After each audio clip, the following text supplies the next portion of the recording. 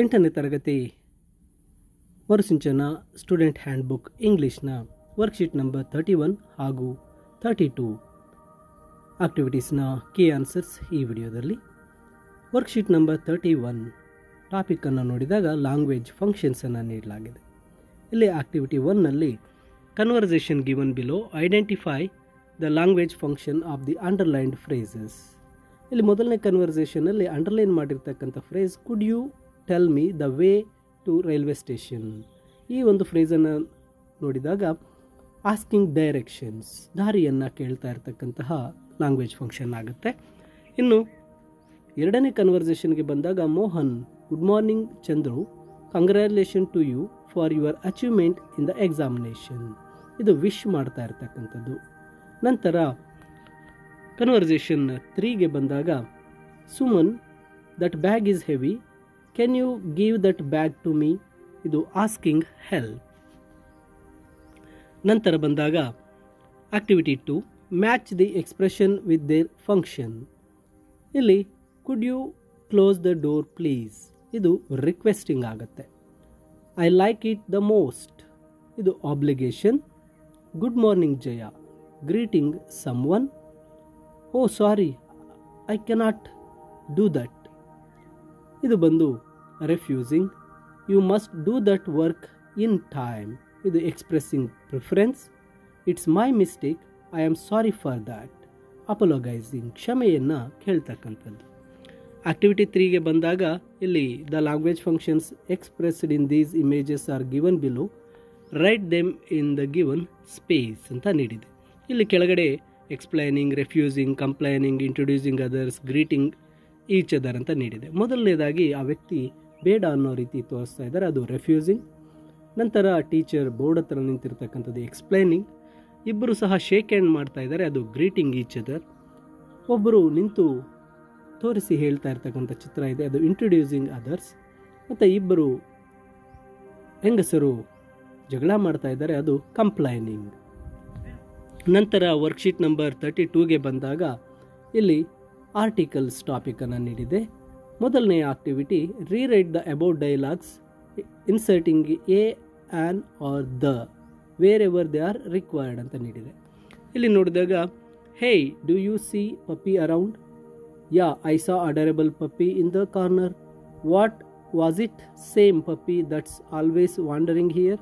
No, this was different puppy, the one I saw had ಅಂತ ನೀಡಿದ್ದಾರೆ. ಆದರೆ ಈ ವಾಕ್ಯಗಳಲ್ಲಿ ಎಲ್ಲಿ ಆರ್ಟಿಕಲನ್ನು ಸೇರಿಸ್ಬೋದು ಅಂದರೆ ಇಲ್ಲಿ ಎ ಪಪ್ಪಿ ಅಂತ ಹೇಳಬೇಕು. Hey, did you see a puppy? ಅದಕ್ಕೆ ಉತ್ತರದಲ್ಲಿ ಬಂದಾಗ an adorable. Yeah, I saw an adorable puppy ಅಂತ ಉತ್ತರ ಹೇಳಬೇಕಾಗುತ್ತೆ. ನಂತರ ಇಲ್ಲಿ no, this was different puppy ಅಂತಿದೆ, this was a different puppy ಅಂತಕ್ಕಂತಹ ಆರ್ಟಿಕಲನ್ನು ಎ ಅನ್ನು ಅಲ್ಲಿ ಸೇರಿಸಬೇಕಾಗತ್ತೆ. ನಂತರ ಅಂಡರ್ಲೈನ್ ದಿ ಆರ್ಟಿಕಲ್ಸ್ ಅಂತ ಕೊಟ್ಟಿದ್ದಾರೆ. ಆರ್ಟಿಕಲ್ಸ್ ನಿಮಗೆ ಗೊತ್ತಿರುತ್ತೆ, ಎ, ಆ್ಯನ್, ದ. ಕೊಟ್ಟಿರ್ತಕ್ಕಂಥ ಪ್ಯಾಸೇಜಲ್ಲಿ ನಾನು ಮಾರ್ಕ್ ಮಾಡಿದ್ದೇನೆ. ಆಫ್ಟರ್ ಎ ಫೀಸ್ಟ್ ಅಂತ ಎ ಅಂತಕ್ಕಂಥದ್ದು, ಎ ಲೋಪ್ ಎ, ನಂತರ a monkey a, an opportunity an, ನಂತರ ದ ಮಂಕಿ, ದ ಬ್ರೆಡ್, ಹಾಗೆ ಎ ಬೈಟ್, ದ ಅದರ್. ನಂತರ ಕೊನೆಯಲ್ಲಿ ಬಂದಾಗ the poor cats empty handed, the. ನೋಡಿ, ಈ ಒಂದು ಆರ್ಟಿಕಲ್ಸನ್ನು ಅಂಡರ್ಲೈನ್ ಮಾಡಬೇಕಾಗುತ್ತೆ. ನಂತರ ಆಕ್ಟಿವಿಟಿ 3ಗೆ ಬಂದಾಗ fill in the blanks with correct ಆರ್ಟಿಕಲ್ಸನ್ನು ನೀಡಿದೆ. I met an old man, the man was tired. The earth revolves around the sun. My grandmother told me a story about a unicorn. Trees are an integral part of our lives. John gave us a useful information. The Pacific Ocean is a vast ocean. Pradeep is an essay. My brother plays a keyboard in a band. Arman wants to buy an Audi car. Venus is the hottest planet in the solar system. ಇಲ್ಲಿ the ಅನ್ನು ನಾವು definite ಆಗಿ ಒಂದು specific ನೇಮ್ನ ಮುಂದೆ ಬಳಸ್ತೇವೆ.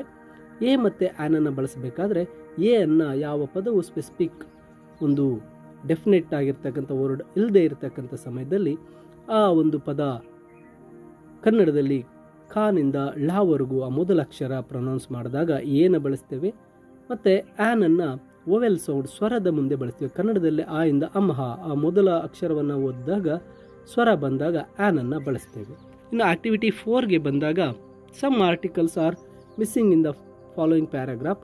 Rewrite the paragraph filling in the missing article, underline the article that you insert ಅಂತ ಕೊಟ್ಟಿದೆ. ಇಲ್ಲಿ I had strange dream last night ಅಂತಿದೆ. ಇಲ್ಲಿ ನಾನು ಆರ್ಟಿಕಲ್ಸನ್ನು ಬಳಸಿ ಪ್ಯಾರಾಗ್ರಾಫನ್ನು ನೀಡಿದ್ದೇನೆ ನೋಡಿ. I had a strange dream last night. I saw myself sailing in a boat in the middle of the Arabian Sea. An alien landed on my boat. It was like a dinosaur. It made strange noises and the boat began to fly. I think we were toward the moon when suddenly an eagle hit against the boat.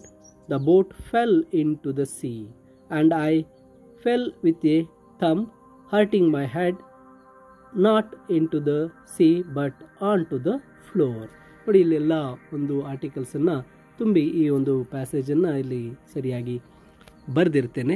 ಇದನ್ನು ನೀವು ನೋಡಿ ನಿಮ್ಮದೇ ಆಗಿರ್ತಕ್ಕಂಥ ಉತ್ತರಗಳನ್ನು ಬರೀಬಹುದು. ಹಾಗೆ ಮುಂದಿನ ವಿಡಿಯೋದಲ್ಲಿ worksheet number 33 ಮತ್ತು 34 ಕೀ ಆನ್ಸರ್ಸನ್ನು ನೋಡೋಣ. ವಿದ್ಯಾರ್ಥಿಗಳೇ, ತಪ್ಪದೆ ಲರ್ನ್ ಈಸಿಲಿ ಚಾನಲ್ಗೆ ಸಬ್ಸ್ಕ್ರೈಬ್ ಮಾಡಿಕೊಂಡು ನಿಮ್ಮ ಸ್ನೇಹಿತರಿಗೂ ಸಹ ಈ ವಿಡಿಯೋಗಳನ್ನು ಶೇರ್ ಮಾಡಿ, ಲೈಕ್ ಮಾಡಿ ಅಂತ ತಿಳಿಸುತ್ತಾ ಮುಂದಿನ ವಿಡಿಯೋದಲ್ಲಿ ಭೇಟಿಯಾಗೋಣ.